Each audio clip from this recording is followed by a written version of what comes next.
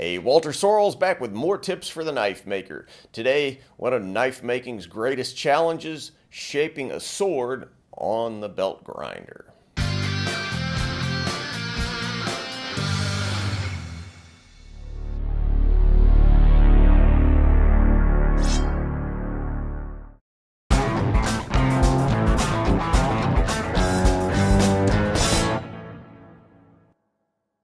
Look, a sword's just a long knife, right? So grinding a sword's only different from grinding a knife in that it probably is going to take a little longer, right?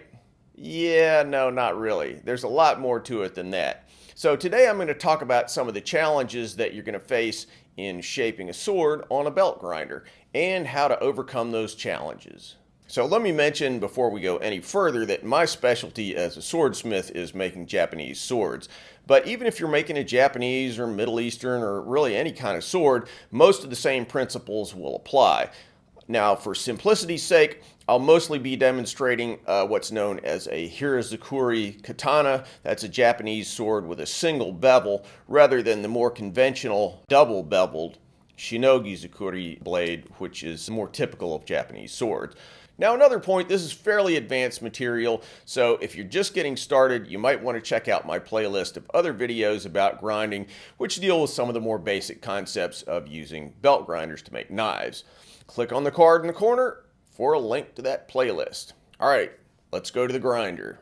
So obviously the key feature that distinguishes a sword from a knife, and here we go, is that a sword is way longer than a knife. And that creates a whole bunch of different problems when you're grinding. So I typically stand just to the right of the grinder if I'm grinding this way, and if I was grinding something the other side of a blade, I stand over here, so I'm not directly behind it. Now, this is important because if I'm just grinding a knife, I can hold the knife up here and I just move like this. You see my whole body is nice and rigid, and I'm able to achieve a consistent grind just by using the solidity of my body and holding everything nice and rigid. But look what happens when we use a sword. So let's say I start down here and I start grinding and I'm grinding and I'm grinding, and then I just run out of room. I'd have to fall over, I walk, I'm going to have to re-grip. I'm going to have to do something because otherwise I can't go any further. And so what that means is that if I keep contact with the platen and the belt all this time, then at a certain point I'm going to have to start moving around doing something, either re-gripping or walking sideways. And what that's going to cause to happen is that the blade is going to rock around like this. If that happens, you're going to get divots in the blade, you're going to get the angle is going to change, a bunch of bad stuff can happen, so we don't want that to happen. So how do we get around that? Well, before I answer that question, let me talk about something a little bit more preliminary. Most swords are forged, and that's the case here. I've already ground off most of the scale, but you can still see a little bit of that scale is still on here. What I typically do to get the scale off of here, and this is before we really start worrying about shaping it properly, I'm going to be using, this is how I do it anyway, I use a 40 grit ceramic belt like this Combat Abrasives belt that I've got right here, and I'm going to catch sort of the corner. You can see it a little more easily here, but typically as I'm moving this way, I'm going to catch the corner of the platen, and I'm going to use that sort of sharp edge to take off a lot of the scale. So like I said, I'm doing it with a really worn belt, and then once I get finished with taking off most of the scale on, just the superficial scale, then I'll switch over to a much fresher belt so I can cut faster. Let me jump in here to mention that today's video is sponsored by Combat Abrasives. They're a family-owned American manufacturer offering a wide selection of belts. Now, I've used many of their belts, including ceramic, aluminum oxide, and zirconium. The prices are good, and their focus is specifically on the knife making community. Their basic aluminum oxide belts come in at a good price point and last a lot longer than some of the inexpensive belts that I've used in the past. Another thing that I've really been excited about is their ceramic belts for roughing in the 40, 60, and 120 grit range. Their performance is very competitive with the big manufacturers at about half the price. So check out their online shop by clicking the link in the description. Alright, so let me circle back to the point that I was making earlier. And this is the single most important thing in this video. The basic strategy that I use to lay out my bevels is to work in sections. So we were talking about this problem of where you run out of room here. So simple solution here is to work the blade in sections. So this is a Japanese sword. Later on I'm going to be grinding in the machi here and here, which is like the point where the tang meets the blade. In a Western sword, if that's what you're doing, obviously the tang is constructed a little bit different, but the basic idea is the same. You're going to start down here. I start right on the tang. You would start right at the base of the blade, and you just work as far as you can go. So I'm maintaining this solid, firm structure. I'm keeping my elbows in tight, and I've got a whole bunch of other videos where I talk about some of these basics of grinding technique. But the point I'm making here is I go as far as I can comfortably go and actually consistently grind. Once I get to the end of that point, I stop and I pull it off the grinder. So it's like this. And then I feather it off. Once I get to that point, then I'll move to a next point and I'll grind again, like so. Then re-grip, grind one more time. And that might get me all the way down to the tip, or it might not. But the point is that I'm going to have to do it in sections. Now, here's what happens. No matter how careful I am or how well I'm doing this, as I'm moving along here, I'm going light, heavy, heavy, heavy, nice and firm along here, and then I feather it off. And each of these little transition sections, no matter how perfectly you do this, if you do it if the sections remain exactly the same distance each time, then what's going to happen is you're going to sort of leave uneven spaces in these transition areas. So, third point here, I recommend that you vary the length of these little sections. So let's say first pass we're going to go starting here, going to here, then from there to there, and then let's say the last one is all on that pass. Now, next one, maybe I start here and go to there, and then from there to there, and then there to there. Then maybe on the next pass, I'll start here, and then go to here, and then from there to there, and then there out to the end.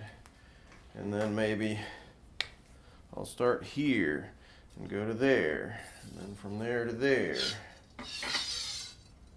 So each time I'm creating a different transition section, and those are all going to sort of average out, and by the time that I've done multiple passes, which obviously it's going to take to get this whole thing done, then I've got something that has preserved reasonably true flat grind all the way down. So one important point here is, I'm not going from here to here and then here to there and then starting there to there.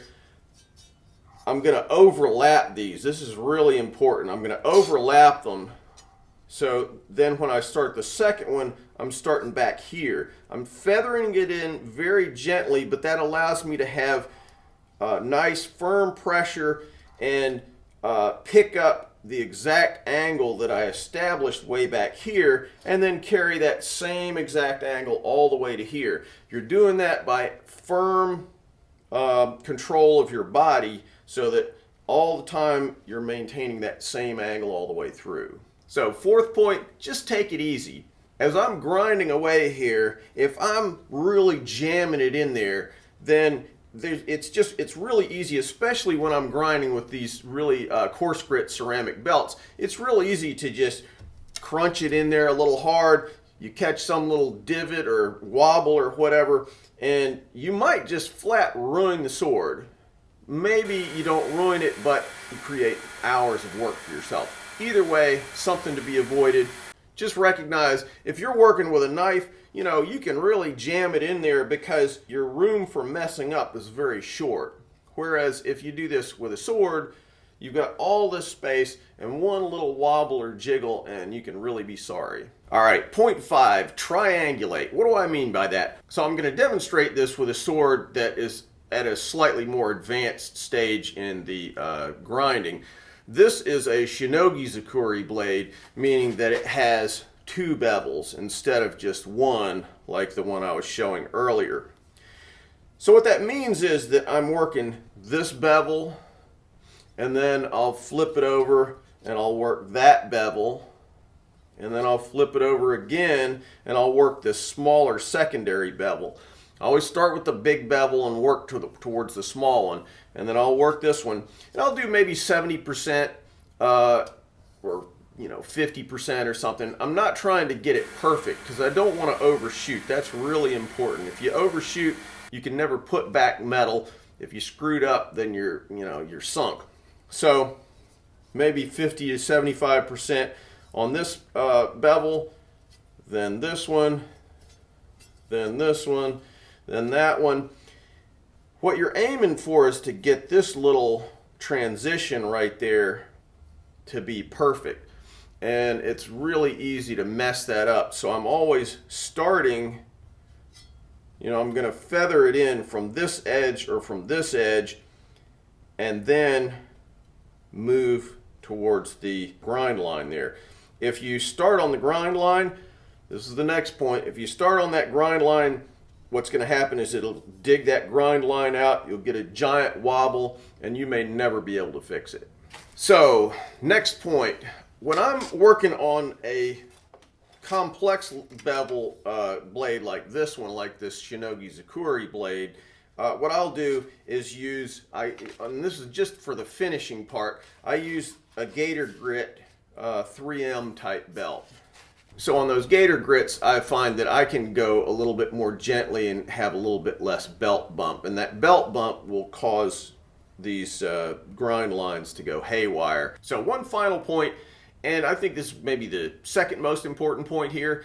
Recognize you're not necessarily going to be able to do everything on the belt grinder. You may have to rely in the final stages on filing, working with stones, sandpaper. There are a variety of approaches you can take in the final stages that'll allow you to work really, really slowly and really, really precisely, especially if you are doing, say, European swords or Japanese swords that have a grind line in the middle or an additional bevel.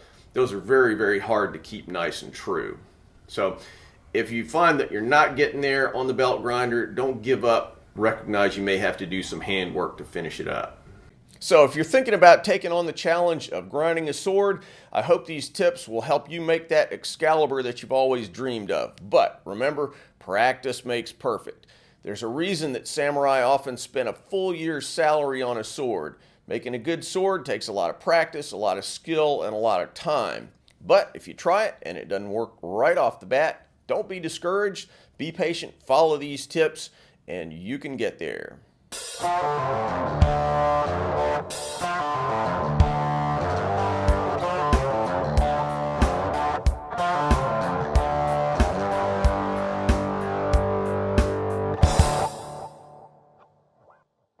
Thanks for watching, guys. If you feel like you got something out of this video, don't forget to subscribe. Also, click on the link to Patreon for a great way to give back to the channel.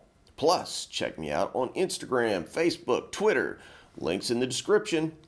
If you want something sharp and pointy, maybe a gift for yourself or one of the cooler people in your life, check out my Tactics Armory website and pick up one of our tactical or outdoor knives. And finally, if you want to learn to make Hamones or Japanese swords, check out WalterSorrellsBlades.com, where you can find videos about how I make Hamones, as well as forging, mounting, polishing, and fittings for Japanese swords. Thanks, and see you soon.